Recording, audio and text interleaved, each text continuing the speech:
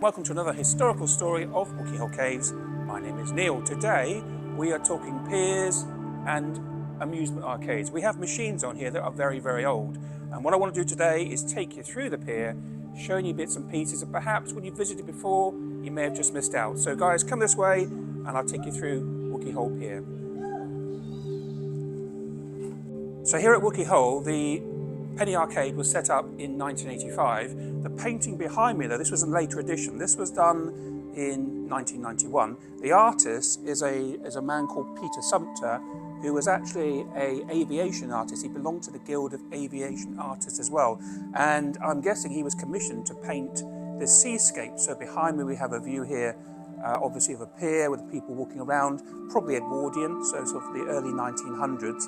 But with Wookey Hole here, what we have, if I just take you around the corner, get your ticket there, we have an example here. So in the Wookey Hole Pier, we have the handrails on the pier decking and a seascape behind. So on here, I can see something that looks very much like St Michael's Mount, and further across there's a paddle steamer and a pier here. So it is a reconstruction pier, as I say, even with the lighting. And what we have in here is a series of machines. Now the machines in here date from 1920s right through to about the 1960s. Most of them, they use old pennies, okay? So most of these, they use old pennies to make the machines work. And what I'll do is I'll take you around and show you a few of those machines. But before I do that, I will just go back to here because we also have some paintings. Now you might have walked in here before and quite possibly missed these photographs. Well, these photographs are actually of real people that existed. In the early 1900s, there were a group of people, they called themselves professors. That was their kind of stage name. And what these people were doing was basically jumping off the end of piers, either on bicycles, tied up in a barrel, in a big bag, perhaps as well. And this one over here, this photograph, this is of someone called Professor Davenport. Now, Professor Davenport often would perform down in piers on the southeast of England in the very early part of the 1900s. We have this chap here, he was called Professor Billy Thomason, and he was a one-legged diver. And as I say, we've also got over here Professor Reddish. So visiting, you may not have noticed up here, there he is, there's Professor Davenport. Now, Professor Davenport, a real person, he was born in the mid-1800s, and he, at the age of 16, he travelled the coast of Britain in boats, okay? And after that, he went travelling further afield. He went to Morocco, he went to South America, he came back to the UK and started involving himself in theatrical productions in London and also on the south coast. He then returned with a friend and to South America, where again they started to swim, they started to dive, and when he returned, he set up this Professor Davenport performance. And so what they were doing is they were riding bicycles off the ends of piers. They were jumping off, all sorts of things for entertainment. And as I say, one of his acts was to ride a bicycle off the end of the piers in South East England. Other ones he did a dive called the cigar dive, which meant he dived off the end of a pier with a lit cigar in his mouth into the water and came back out with the cigar still lit. And the other one he did one where he actually got inside a Hessian sack. The sack was covered in oil or something to make it burn. The sack was set afire, and hopefully by the time he jumped into the water, he would have survived, and he did. But they say this sort of thing was going on a lot down in the southeast of England. Other ones, as I mentioned, Professor Reddish and Professor Thomason, they were all these people called pier jumpers of the early 1900s. One other thing you might not have noticed when you have come to Wookey Hole and to the pier here is this big ship in the corner. Now the name of it, the Pequod, is a fictional name, but the actual name, it might be to do with Moby Dick, because actually this name was given to the ship that was in the story about the whale and its hunter in the film Moby Dick. So now I'm going to talk about the machines we have here on Wookey Hole Pier. The machines date from the 1920s through to about the 1960s. These machines use different pennies, so actually to play these machines you have to use what is an old penny. Now these old pennies, much larger than the modern new penny we have since the 1970s, and these originally actually date way back. These actually go back to the 8th century when they originally struck out of silver, and around about King Charles II's time they then changed the actual metal, but there's a very, very old coin going back almost, 1400 years. So an old penny was worth a different amount. An old penny was actually 1/240th of a pound. So in the old days you had pounds, you had then shillings, you had 20 shillings to a pound, and you had 12 of these in each shilling. So you can use these to play the machines. Now the first machines I'm going to talk about are just over here on the left. These are two early machines from the 1930s. I believe this one, the Grand Marathon Cycle Race, is from 1931, and the all-square crane about 1935. Now with the first one here, this is a race, two-player game. You turn the handles and these bicycles go around racing against each other. Now ones I've seen tend to have this Grand Marathon Cycle Race in the centre here. So this one's actually a little bit unusual. This is a painting, and the painting dates from, it's painted here actually 1937 by a painter called H. Taylor. So it's quite an unusual finish on this particular one here. The one to the right, this is, as I say, called the all-square crane. Dates from about 1935. Some of them have lights, so some of them look a bit more like a lighthouse with a light lit at the top of here. And the idea with this one is you try and win the prize inside. You have to turn the crane to a particular place you want to try and turn the handle. So I'll just show you here. So you pop the old penny in here. You can adjust where the crane sits by turning this handle here. Okay, push that one back in, and then you have to turn this anti-clockwise. You have to keep going all the way, and then just see what happens. And if I'd won, the prize drops out at the bottom. Okay, early machines from the 1930s.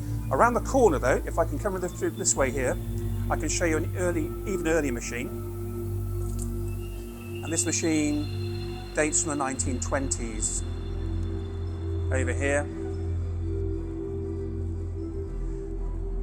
So this very small little machine here dates from about the 1920s. It's called the grip test, and the idea is with this one you pull the handle, and depending what score you get on the outside of this circle here, it kind of tells you kind of how your strength compares to different kind of professions. So I'll pop the penny in here again,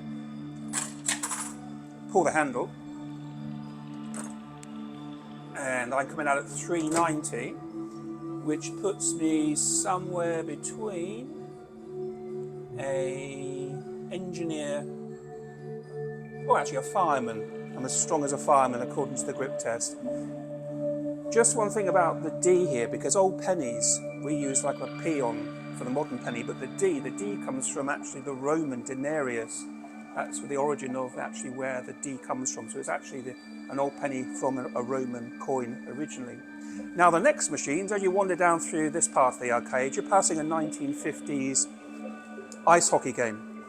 This one here, two-player game, again from the 1950s. The one behind me, this four-square one, this dates from about the 1930s, and this one has this all-wins kind of set up at the top here. The thing that I like about this one are these things. You know, they look pretty much like, well, I don't know what they are really, but actually these are where people used to actually put their cigarettes. So in the days when people smoked more, if you were playing the machine, you could leave your cigarette here lit whilst you were playing the machines. But yeah, that's a four-square from the 1930s. These are all Sega copper stars from about the 1950s, and Sega, the name on here, the brand, that is the same brand that made later in the sort of the 1990s Sega Mega Drive. And Sega started as three Americans based near Japan just at the start of the Second World War. And what they were doing is they were actually making and providing amusement machines to keep the soldiers entertained when they weren't fighting. So that is the basis of where actually Sega started. They then moved to Japan and through various different management buyouts and things, eventually became the electronics company that we know from Sega Mega Drive and that kind of thing. But there, these are all fruit machines, all branded Sega. We're then passing Lord Charles. Lord Charles, you pop your penny in here, and again, a lot of these are fortune teller type ones. So this one, if I pop the penny in here, he will very nicely tap his foot, and then we'll deliver a card at the bottom, which is my fortune. There we go. Written there. And a similar one is in the corner. Now, this one is actually a lot more rare than perhaps the other one we just seen. This one, accordingly to records, there's only 12 of these around the whole world. And Green Ray television is said to have been able to read your mind by literally standing in front of this green ray here. So it works on television rays. It has all sorts of things like these neutro electrons, whatever those might well be. You have to be standing still while the whole thing takes place, and at the bottom this electronic pen then reads and writes down what it has read of your mind. Over this corner we have a lot more fruit machines, and these ones here, these all again date from the 1930s, but these ones are actually, their origin is the United States. These all came from around Chicago. Some of them you can actually see they still have the 50 cents part on here. The coin was the same size, I believe, as an old British penny, so that's how they can still work. But yeah, all these ones here, 1930s, from Chicago.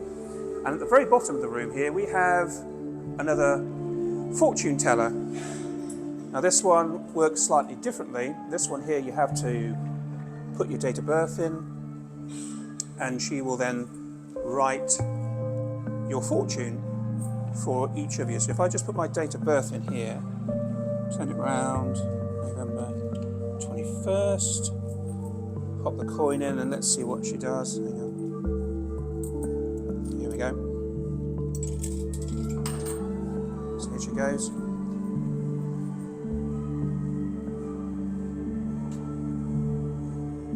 Again, if you look at online, there are lots of variations of this type of thing. Various different forms of people being able to read your mind and tell you your fortunes. This one says that money will come my way. Spend wisely, or some may not think so. We cannot all have immense wealth, and this does not always bring happiness. There we are. Right. Machines on this side, and the ones behind us. These again from 1930s, 40s. This one's the earliest, this one here.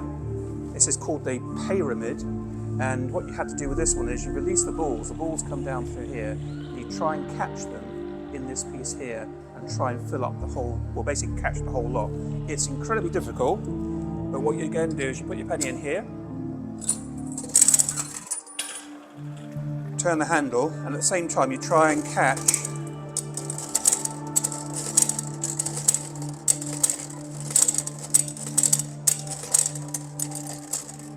There we go, add 4. If we get to a certain point, it pays back out the coin on that. But again, that's an early machine. Again, these are all 30s here. Also in here, there are machines from other countries. The machine over here, this is actually from Germany. This one here called the Baramat Bremse. This is a German machine, okay? Fruit machine type thing, same sort of thing, where you could obviously win prizes with certain payouts there. So also in this part of the room, we have some real photographs on the walls. One I'm going to talk about, I'd like to point out, is this one down the bottom here. I mean, we have other ones. We have Chroma, Motor Lifeboat and Crew, some pictures, I think, of Windermere here. But this was one of an accident. This is Skegness Pier, March 21st, 1919. And this, yeah, it's a real photograph, but what had happened here was this ship here called the Europa, there was a very, very big storm off the coast of Lincolnshire, Skegness area, and in the evening this ship had run aground, and the lifeboat thought it was safe to leave it.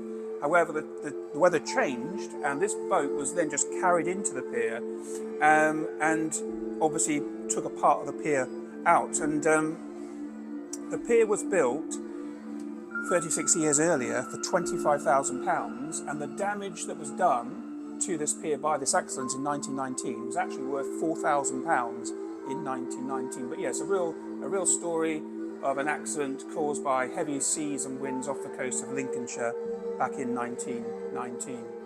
Now we're going to go through to the other side of the arcade, where there are another collection of machines I just want to show you. So leaving the penny machines behind, this area here has got machines called automators. These are machines that have puppetry,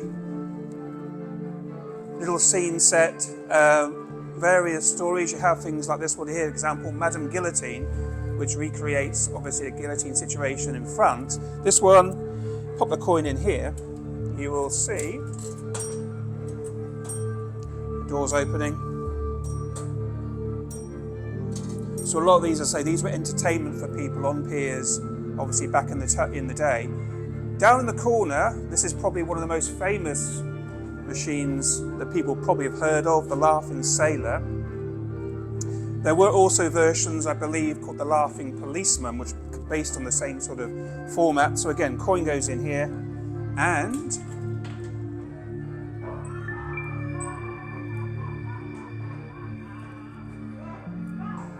so the earlier ones, I believe, used to have a little, actually a record at the bottom, rotating rounds, playing the recorded sounds of the laughing here.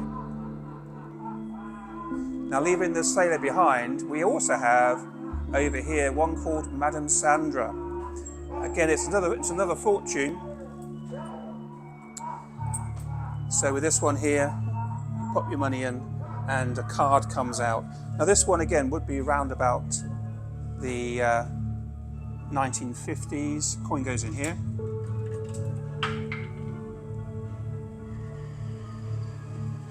Here she goes, and out comes again my fortune.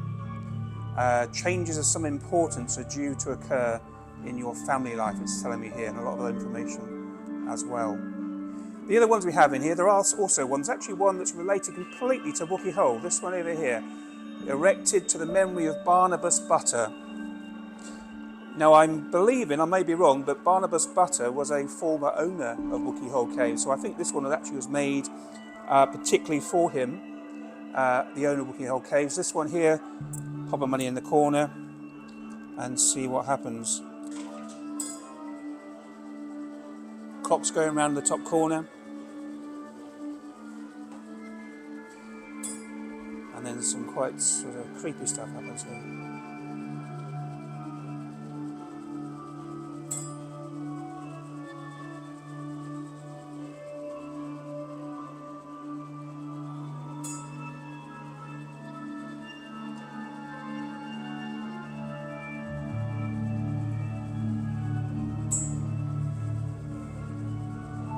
So yeah, this is based on the previous owners of Wookey Hole, because actually Barney Butter was one owner, and his partner was that chap over there in the gravestone there, Peter Halens. They owned the caves back in the 1990s.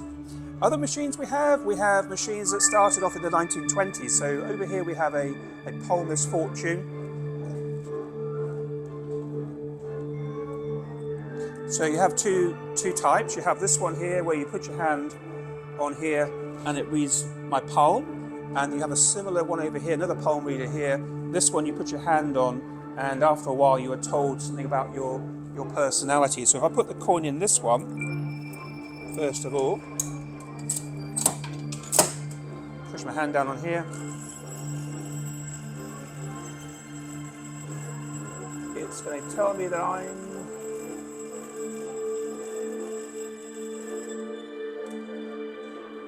I'm lucky in love. How nice. So next to the palm reader we have this one. This is called the Witch's Cave, all centered around the Witch of Wookey Hole. It says on the front here, if I seek the wisdom of the witch, pop a coin in and I will get a read from the witch, I'm presuming. So I'll put the coin in. Wait to see what happens.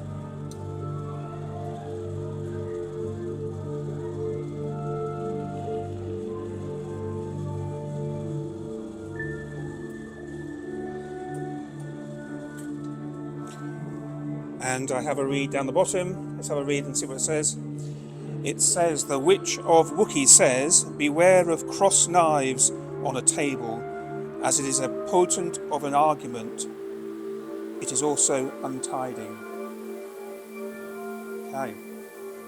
So we also have attached to the penny arcade behind me here what is called the magical mirror maze. If you'd like to come this way, I will take you through the mirror maze. The mirror maze itself is a series of 41 mirrors. They are 8 feet high, and the maze was set up here at Wookey Hole in March 1991. 1991 was also the year of the maze, which is why it was here. It was designed by a man called Adrian Fisher, whose company now, Adrian Fisher Designs, have created so far 700 mazes across the world and 50 mirror mazes. But this mirror maze here at Wookey Hole, when it opened, was the very first mirror maze in the country. Okay. Now I know my way around this maze, so I know there's no mirrors behind me here. But on this piece here, look, you can get easily confused. You could be going down through here. You might want to go this way. One thing they also had in the feature was here. As you walk through, a character would be lit up as you walk past, and you can see we have a wizard hiding behind the glass here. Now the mirror maze continues this way, round the corner, and finishes just here. Now, because maze is made of mirrors, they don't actually need as much space as a maze made of a hedge or something like that. So actually you can get quite a small area with a maze that can be quite confusing. But yeah, this is the first mirror maze to be built in this country back in 1991 at Wookey Hole Caves.